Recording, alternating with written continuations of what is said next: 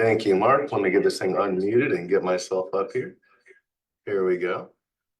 So, first off, I want to welcome everyone to our first ever funeral pre-planning webinar. We are going to do these quite often because we firmly believe that people need to be educated and know the ins and outs of this very specific method of planning for end of life. Before we get started, I want to kind of talk to you a little bit about who we are. Okay, so my name is Jason Woodard, and as Mark told you, we've got a combined tenure of over 20 years in this business for end-of-life planning, financial services, life insurance, retirement planning, you name it, that's what we do. We love it. However, a few years back, something happened in this country called COVID-19. And Mark and I got the opportunity to work in funeral homes for several years. Now, while we did that, we got to see the good, the bad, the ugly, but most importantly, the love of the families in the process of pre-planning. In fact, we fell in love with it so much, we said we want to figure out how we can help our community through our organization. And when COVID was over, we went ahead and started Square One Financial Group, and we put together a mission to do things a little bit differently, not just to help educate people by doing things like using Facebook and leveraging technology, but also to bring better products and services to the arena of pre-planning funerals. So today, we are going to talk about not only what you can experience, what you need to do or what you can expect when you're trying to plan a funeral, why it's important, but we're also going to discuss approximating costs, but not so much how much, because the funeral can vary in price per your own preferences, right? Everybody's got a different price funeral. But how to handle the funding side of it. And is there a difference between getting it funded and planning at a traditional funeral home versus working with a financial services company that has access to a multitude of carriers that can help you? So let's dive right into this. Okay, so why do we pre-plan in the first place? Okay, so being in life insurance, first and foremost, as a company, we know that there are stages to people's lives. And, we all know that you might have a term policy for a certain time in your life while you're during your working years or something like that. But at some point in our life, depending on how we planned, and we know we live in America where we have a lot of middle Americans to lower income. They call it the top 1 to 3% for a reason. That leaves 97% of people who have to come up with some sort of plan. Not that they can't take care of everything, but they have to come up with a plan to make sure everything goes what? According to plan. Okay, so when they pre-plan, they're thinking, okay, if I was to pass away today, what could go wrong? Well, a lot. We don't know if your family's going to get along. We don't know if they know everything that you want. There's a lot of things that we have to go into discussions down to. We don't know what your favorite color flowers are. Okay. And when you pre-plan, you'll notice I'm wearing glasses. This is a good subject. You may, and we know from working in the funeral home, you may see two brothers or brother or sister, two sisters, two cousins saying, hey, Aunt Joe, Mom, whoever, they always wore glasses. And why do you not want them to have glasses? Well, having a proper pre-plan can answer that question for your kids. Say, hey, I want to wear my glasses. I don't want to wear my glasses. But when you do that, you take the emotional burden away from them. The billions of questions going around in their head where they're trying to determine what is it and how do we memorialize Mom properly in a manner that's going to make her proud and us feel great about it. That's a huge burden. I mean, they're only trying to celebrate your entire life, right? So that can be something that involves a lot of pressure for your kids, your family members, whoever's taking care of your funeral. Now, on the other side of this thing, we want to discuss the pink elephant in the room, because I've worked in funeral homes, I've pre-planned, I've dealt with families at need, terminal, we've dealt with spin downs, every situation you can possibly think of. And when you're dealing with families, everybody comes in with the same attitude. I want the best for my loved one. Now, At some point, the discussion goes from why and what to how we're going to pay for it. And the hardest thing you can ever do is watch a family sitting in a funeral home. They've just gone over the list of what. They have the perfect idea of everything they want to do for mom or dad or brother or sister. And then they turn around and they look and they go, oh my gosh, that costs way more than I ever thought that would. I don't know how we're going to pull that off. Okay. And when that happens, the funeral director is going to ask some simple questions like, did you guys have a pre-plan in place that could cover any of this? If the answer is no, and ladies and gentlemen, let me be really real for a second, because we're talking about funeral planning, so let's be real. I've seen 18-year-old kids with their $1,000 credit cards that they're using while they're in college trying to build up a life for themselves and some credit worthiness and things like that, literally have to swipe the entire $1,000 on their credit card at 18 when they work at a pizza shop to help their mom pay for the funeral of their lost sister because it wasn't pre-planned. And that's why when you don't pre-plan, if you don't feel you're old enough to pre-plan, you should have a life insurance policy, right? Because this stuff is very serious. But since we're talking about the topic of pre-planning, if you're older, 40 and older, that's when you should really start, right? You should start thinking about this. If you start around 40, 45 years old, you're paid off by 55 before you're 60. It's all paid off. Okay. And there is nothing to worry about for your family. You cannot provide better peace of mind to yourself and to your loved ones than to pre-plan your funeral, regardless of other insurances. Insurances come and go. Oh, my roof went. I had to give up my life insurance policy. Thank goodness I still have a pre-plan. Are you following me, guys? Okay. Now, the second hardest part about pre-planning is choosing a disposition. And the reason I bring this up is because it's highly emotional for a lot of people. Do I want to be cremated? And do I want to be buried? Now, I can't answer this question for you, but when you work with advisors that are licensed in the state that you're in to do funeral pre-planning, there are different rules per state. So I can't make blanket statements that whatever state you're in. I know we have people wanting to work with us in Texas. We have people in Florida. The plans have to work differently according to where they live. Okay, so I'll be clear on that. But when your family comes in, into a funeral home and they see a funeral director and they say, Mom, Dad passed. One of the hardest things you will ever have to worry about is the fact that, do I want to cremate mom? Do I not want to cremate mom? Do I want to bury mom? Do I not want to bury mom? And we're going to dive a little bit deeper into some more questions that come from that.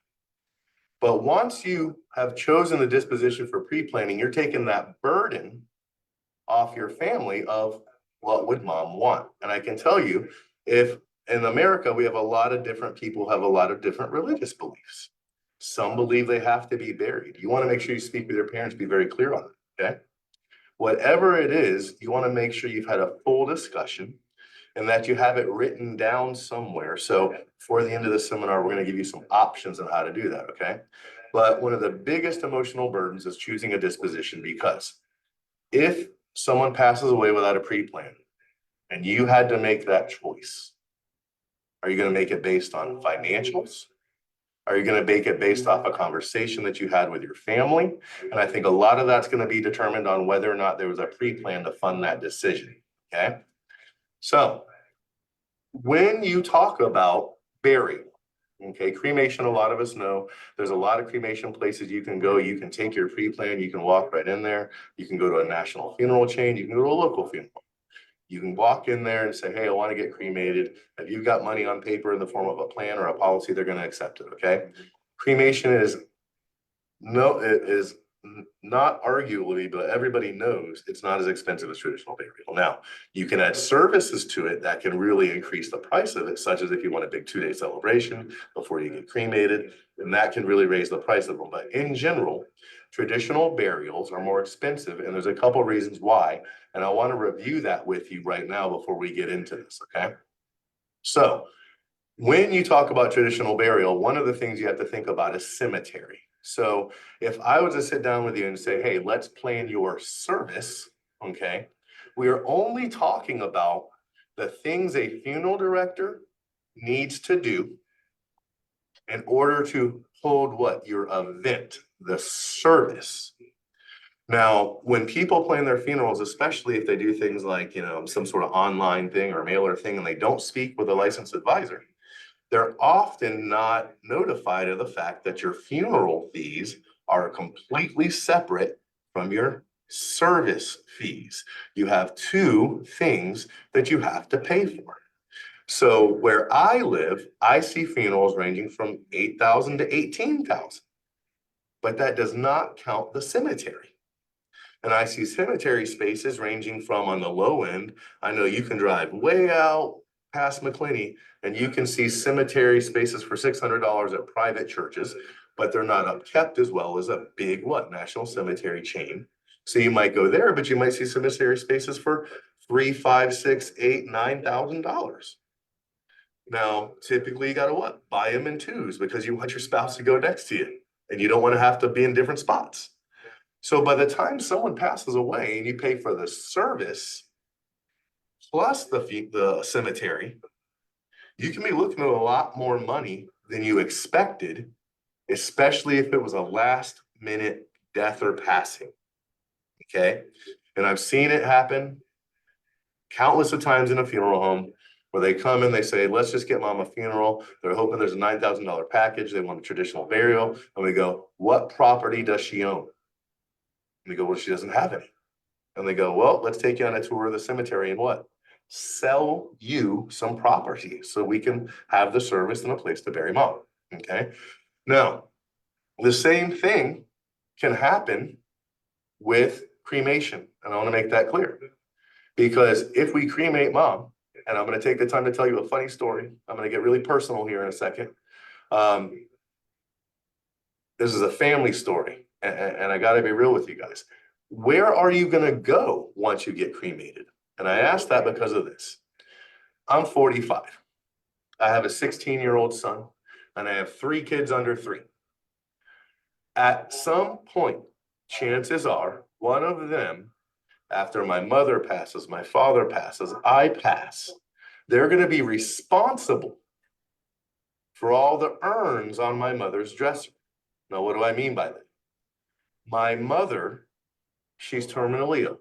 God bless her heart. She's had to travel to the best doctors, live in different states, live in different cities to make sure she always had the best care to live longer. And by golly, she's pulled it off.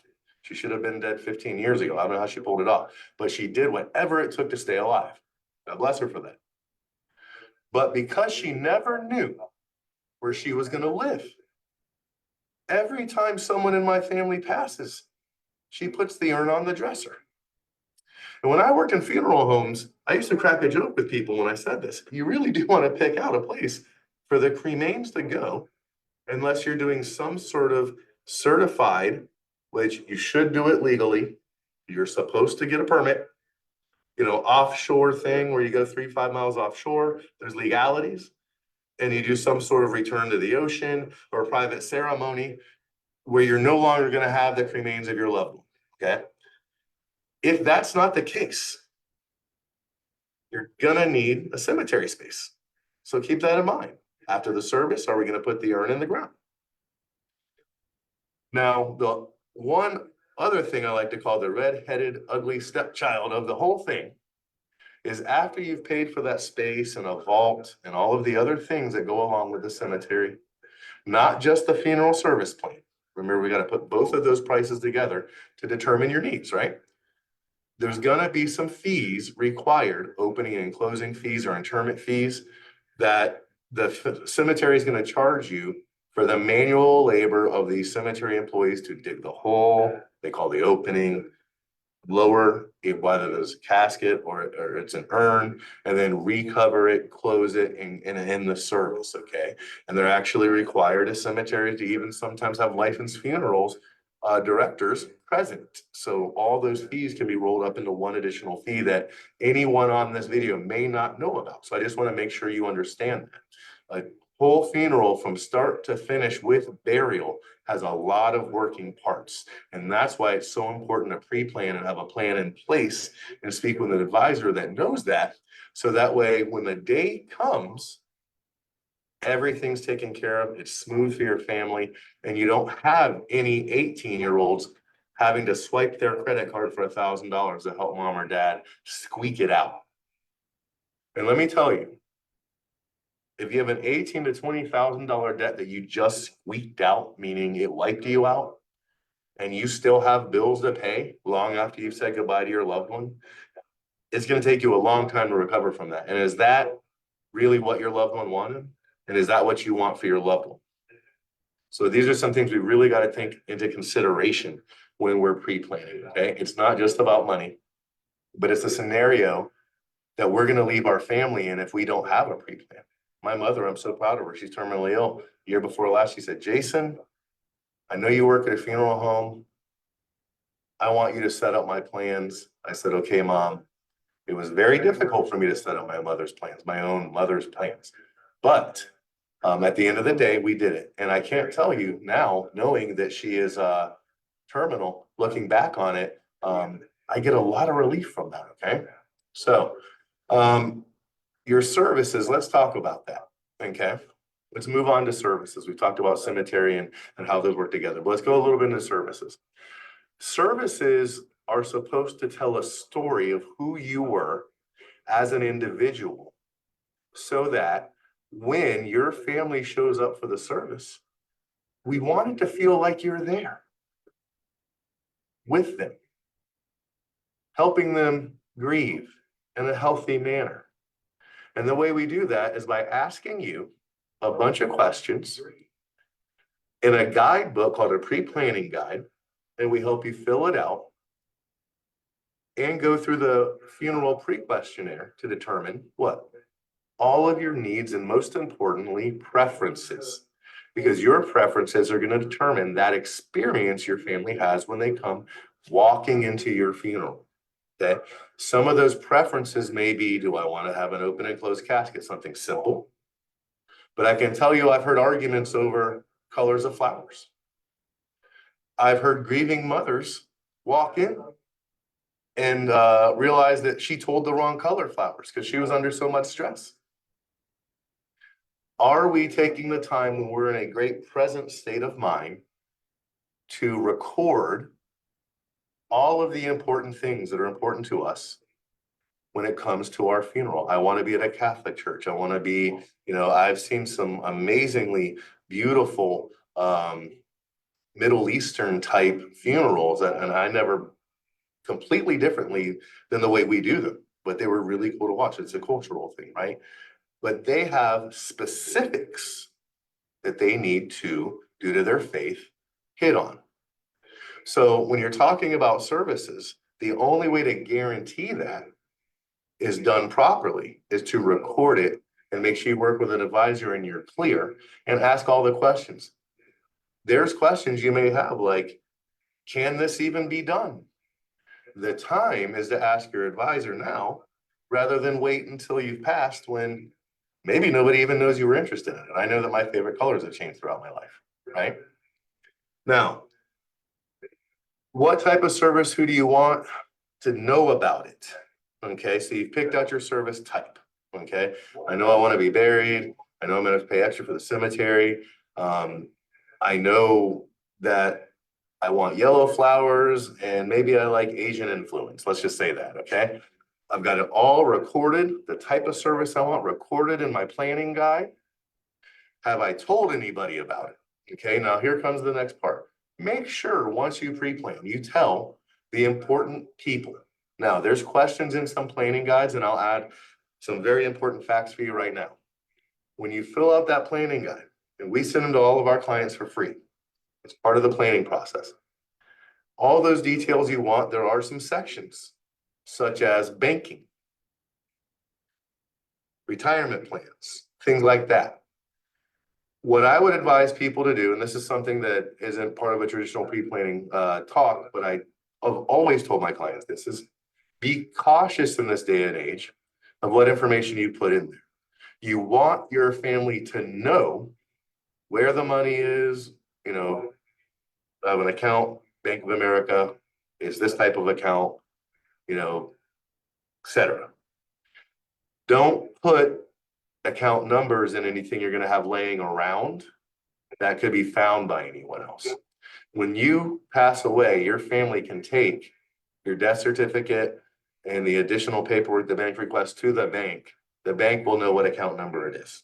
Okay, so for your protection, I just add that little bit of extra. But the reason you want to list those things without the account number is I have experienced working with a family, and they came in and they knew that dad had 3 retirement accounts, but they didn't know what bank, they didn't know where. He had an account where Social Security was being deposited into, and Social Security would not tell them what bank, because it wasn't their job to do so. It's to protect the person. So they, I don't know actually to this day if they ever found those accounts, but it was hundreds of thousands of dollars that could have really helped that family in addition to the rest of the estate. And, you know, something as simple as no one knowing about it, just like the rest of your plans. I want a metal casket. I want a wood casket. Okay. These things are all important details to have in that pre-planning guide listed so that your family knows exactly what to do, how to do it, but most importantly, the things that you probably don't tell everybody about your life, right? The important secrets that have to stay secret, such as your finances, okay? Now, what if you fell ill, okay? One of the things we highly recommend people to do, you can come to one of our in-office workshops, you can attend something like this to learn about it. We just want you to know is that there is something called a living will. And a lot of times prior to passing, people get sick and they go into hospice.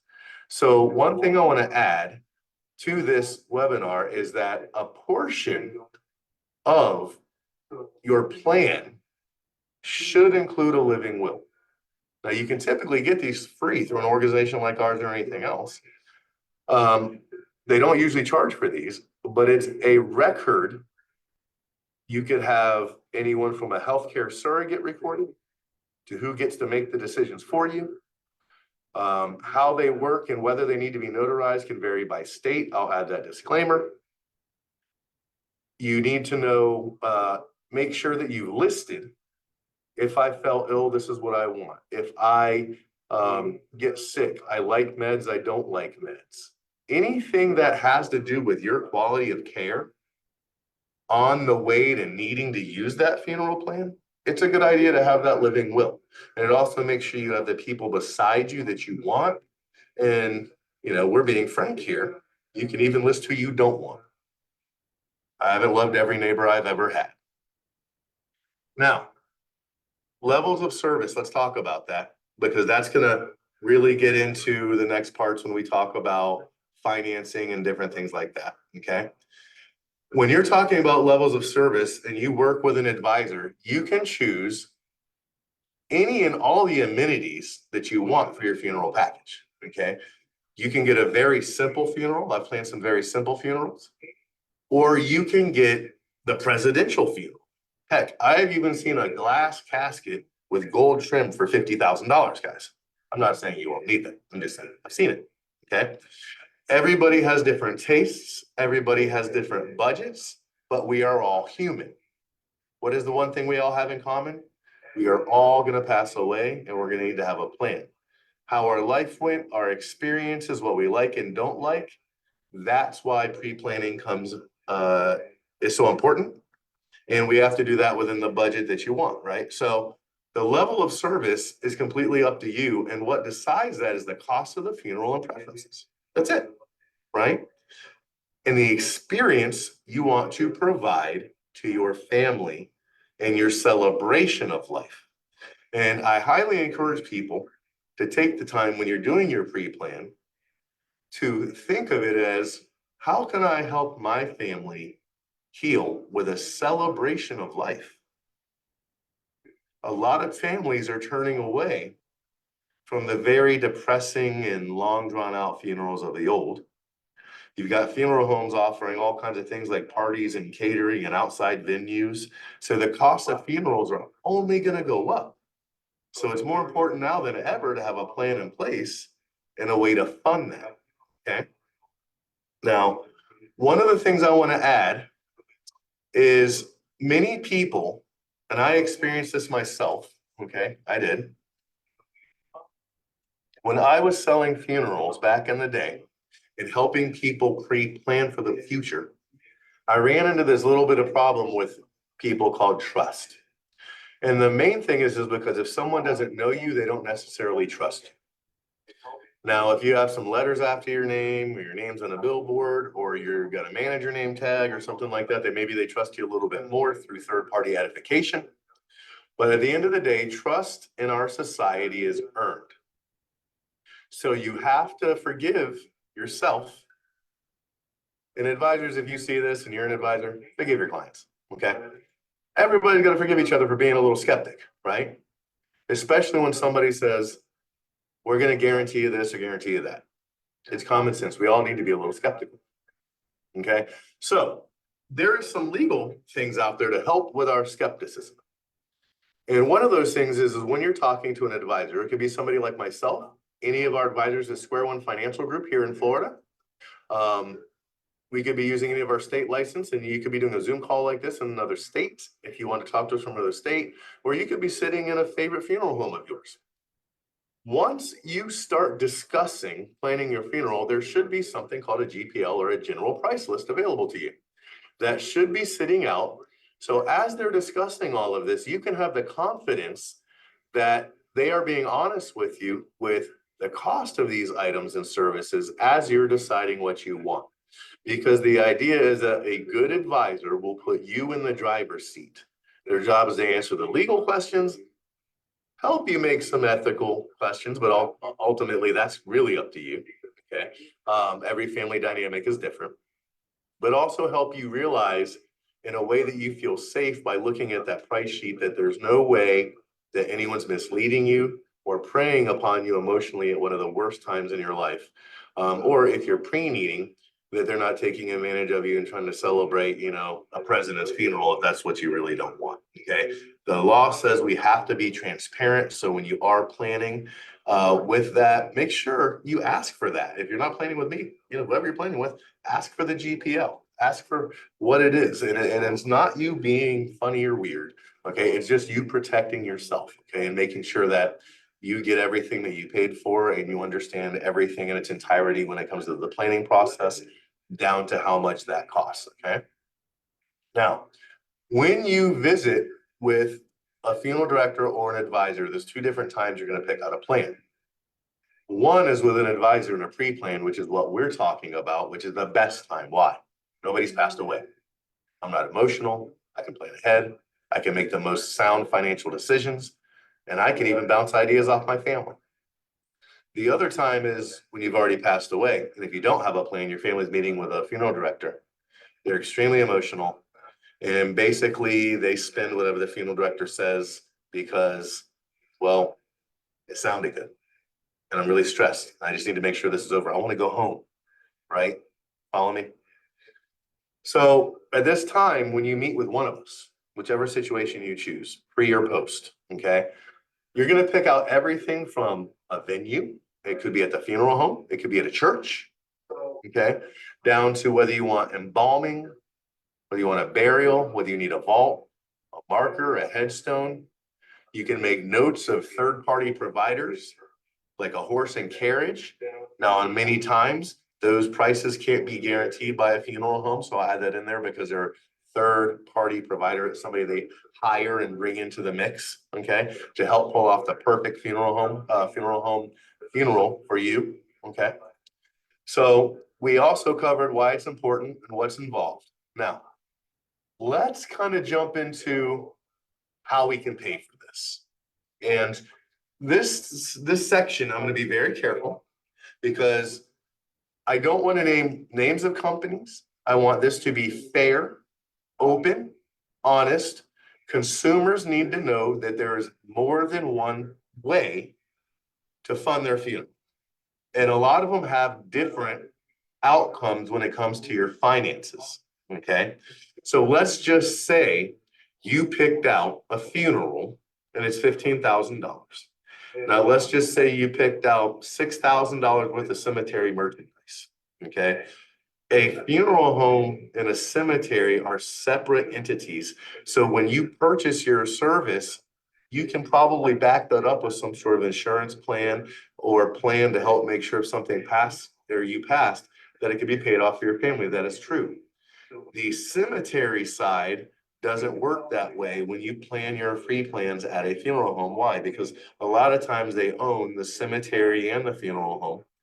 And then when that happens, they run them as two separate entities and they'll put you on a payment plan, oftentimes with no interest on the cemetery. But the problem comes down to if you pass away before you pay it off, guess what? Your family's still going to pay for that.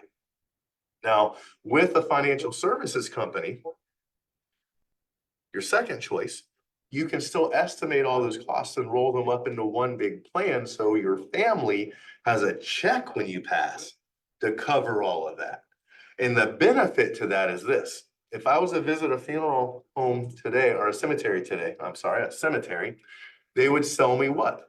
The newest and best inventory they have. Well, guess what?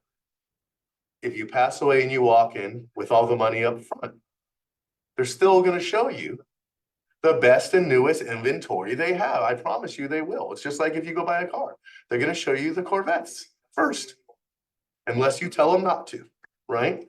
Same with the cemetery. If you say, I just want to be put into a mausoleum, I just want to be cremated and put into a niche, they're going to take you over there, okay?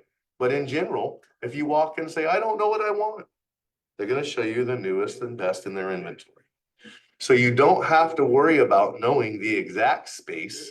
In fact, if I was going to buy a space ahead of time, instead of using a plan to cover it and protect my family, the only reason I might do that is if I needed a specific space because it was next to mom or dad or a sister or somebody.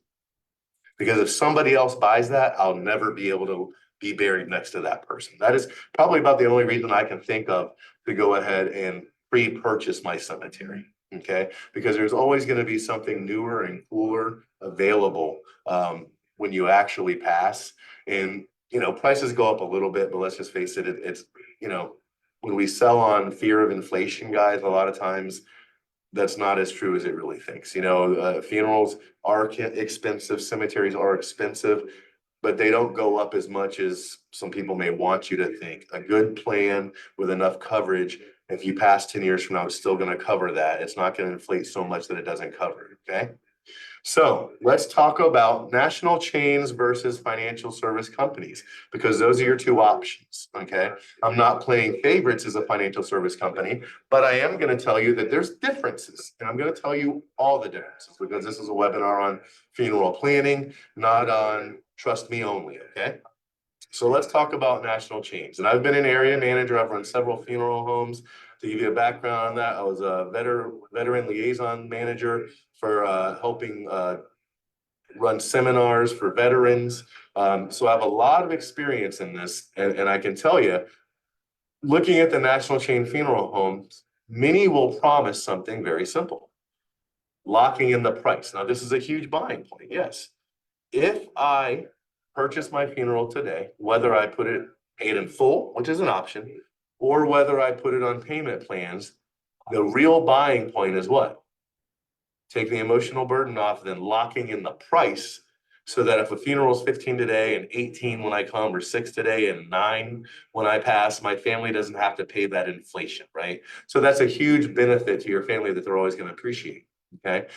They're also guaranteeing you the price will never go up. So this is fantastic, right? You plan a $15,000 funeral and it's guaranteed. Got it. Fair enough. Now, there's a flip side to every coin.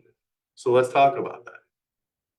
The flip side is when you make monthly payments on something for 5 to 10 payments or more, often the total paid in to that policy is higher than the funeral benefit itself. And let me explain that. I can go to a big unnamed national cemetery chain, or I could go to a medium-sized one that has a plan designed for funeral homes. Okay. And they're going to sell me a $12,000 or a $15,000 funeral. So the guarantee is what?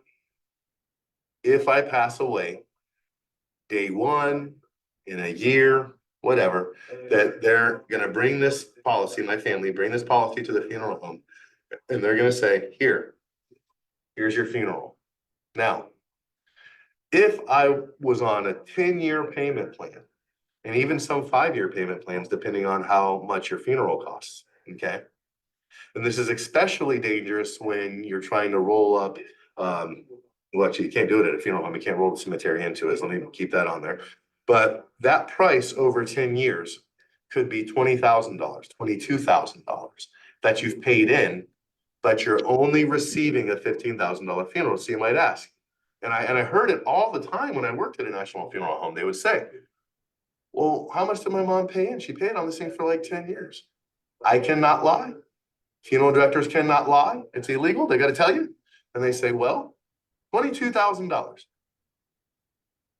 Well, can I get some extra flowers with that extra $7,000? No, the benefit's $15,000. I can sell you some flowers. And I can tell you, when people realize it, a lot of people aren't as happy with that. Now, most people stick with it because what? They've already got their plan, they've been paying in, at least they got the financial burden, emotional burden. And we are trained in this country to be two types of buyers. You're either got the money and you're a cash buyer, or you're a payment buyer. And a lot of companies, not just funeral homes, guys, a lot of companies know that. And heck, I'd even go as far as to say they exploit it. That's just how they do business. They say, listen, if you ain't got the cash, well, we'll give it to you on payments. The only catch is you got to pay 20, 30% more than what it cost. And you go, well, okay, I don't got any other options. And you do it. And funeral planning at a national chain can work the same. Now, let's talk about the alternative. Something that's newer going on in our industry, which is the adaptation of funeral planning by financial service companies, okay, who have 30, I think we have close to 30 carriers in our back pocket. How many of them plan funerals? 1, 2. And the reason is it's a very specific, special product with benefits designed for people just like you, because it's not a regular whole life final expense rate. So let's talk about that. It comes with some guarantees and benefits that you're not going to find at a normal national funeral home chain when you go in there. And personally, there could be, for transparency, there could be one out there that has one of these plans. I've just never seen it. Okay, and I've worked for some of the biggest ones. So where does the extra money spent go with a national chain? It doesn't go to your family. So now, if we work with a financial service company, what are we looking at? Okay. Well, they have access to multiple products to major life insurance companies that local and national funeral homes may not have access to and usually don't use for pre-planning.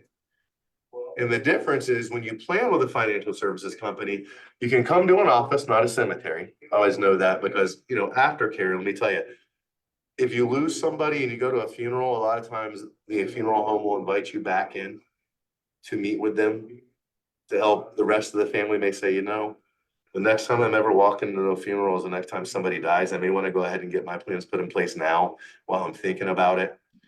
And a lot of times people don't want to meet at the funeral home to do that. So when you work with a financial services company, you can go to the funeral, but then you can come to the office and sit down in a nice environment, have some coffee. And since you're pre-planning and no one's died or passed, it can be a lot more uplifting environment and a little bit more easier conversation, okay? And I've seen a lot of people in my day prefer to do that. Now, the details are in differences, okay? So let's talk about the difference on the financial side because planning is essentially going to be the same. You just want to make sure your advisor is somebody who truly cares about what they do, is in love with the process of planning to make sure that you get the best outcome possible. And they weren't just selling you a plan. Again, so make sure the person you talk to, that they know their stuff and they truly enjoy doing this, okay? There are plans out there, though. Let's jump into the money before we close out this seminar. There are plans out there that financial service companies have access to that can give you a dollar-to-dollar match plus a rate of interest or growth, or whichever is higher. And so I always, before I go further talking about monies, I say, this is a webinar. These are concepts, okay? If you want to know more information in detail specific, because you can see that there's a lot of conceptual marketing people do all over social media and they leave out the details.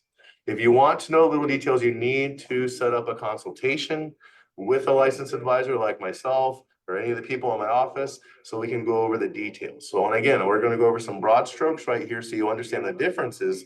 But again, every product has details, so make sure you learn what those are, okay? But there are plans where you get a dollar-to-dollar match. Like I said, what does that mean really? Okay. Well, if your funeral is $15,000 and your family wants flowers, it's covered. What do you mean? Well, I should say it's covered most of the time. And what do I mean by that is if you only paid in $15,000 and you get a $15,000 funeral that didn't have flowers, family may have to purchase flowers because your benefit matches what you paid in. But let's just say you had this policy a little bit longer. You did a 10-pay plan. Maybe you did a little money down and then you just decided to stretch it out. And over time, you allowed yourself to gain a good amount of interest, or what we call a growth rate. I use the word interest because you'll understand it. Now, when your family comes to the funeral home and sits down with the funeral director, they say, we already have a pre-plan. We want to use it. Okay. And the funeral director is going to go, okay, let's take a look at this. What is the value of that account? Let's say it's $20,000. So your funeral is only 15, right? So with these new plans with financial service companies, if your growth rate ended up being 20,000 and your funeral is 15, you get the higher of the two. Your family now has $20,000 in spending power because that's what you paid into it, even though you planned a $15,000 funeral. And so your family's going to have two options. One, they can have an extra $5,000. I spoke to a gentleman today who called our office and he said, hey, I need to speak with you later this afternoon. And I said, well, let me ask you a question. I said, what is your motivation for wanting to discuss this? He goes, I just want to leave something extra for my grandkids. I want to make sure. A lot of people feel that way.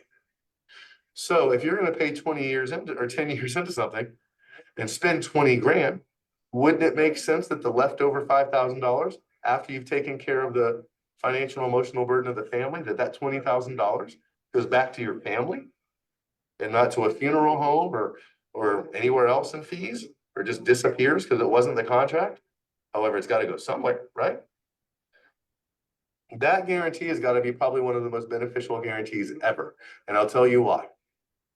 I can't tell you how many families go, we got the funeral covered. Mom spent like 24 grand. You can't give us a space? No, the benefit's 15,000, but we can sell you a space for 5. If you had these newer types of plans, your family could go, well, yeah, we'll do the funeral, but go ahead and take the space out of there too. We don't need to make any money off mom, grandma, dad. But if we could cover this because we decided to bury them traditionally without having to come out of pocket ourselves, oh my goodness, that would be such a relief. Thank you guys for your help. I don't know about you, but if I am planning a funeral for myself, for my children, I don't want them to have to worry about the extra $3,000 or $4,000, the extra $5,000. I don't want them to have to worry about that. If they want to get me a ring or a necklace because it's part of a funeral home's model to help sell remembrance gifts, which can be great. I ordered one for my mom, right? Not everything's an upsell, man. I got a dog tag because my family's very military, and I got a thumbprint for my mom in it. So I can wear that for the rest of my life after she passes. It's been a long, hard road with mom. That's very important to me. There's things like that that you deserve to have. And you're not going to have it if you don't plan ahead and have the right type of plan that gives your family the ability to afford those things without having to go through the stress of, an 18-year-old running their credit card or something like that. Now, I do know this, guys, in closing, as we get towards the end of this, okay? Your family will do whatever it takes. They will make it happen. But the one thing I always remember and tell myself is by having a proper pre-plan, I've lived my life.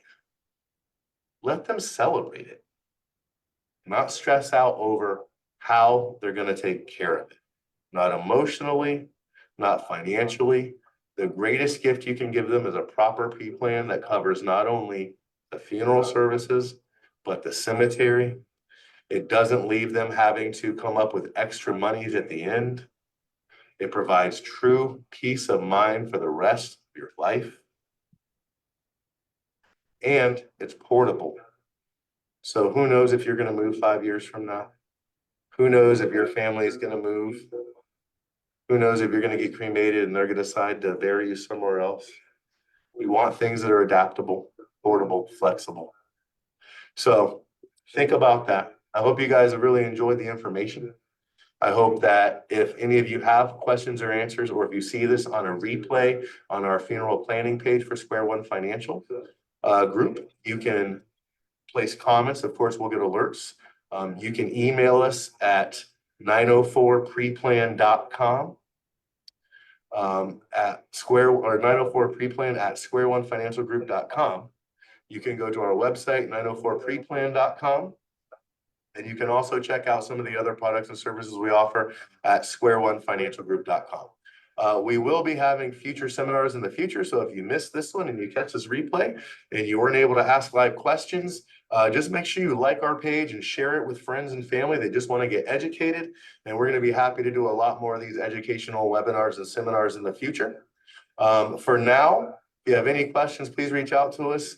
You can also give us a call at 904-PREPLAN or 904-773-7000. So I hope you guys have a wonderful Tuesday afternoon. Make the best of it and spend some time loving on your families. Have a wonderful day, and thank you from the bottom of my heart from Square One Financial. Bye-bye now.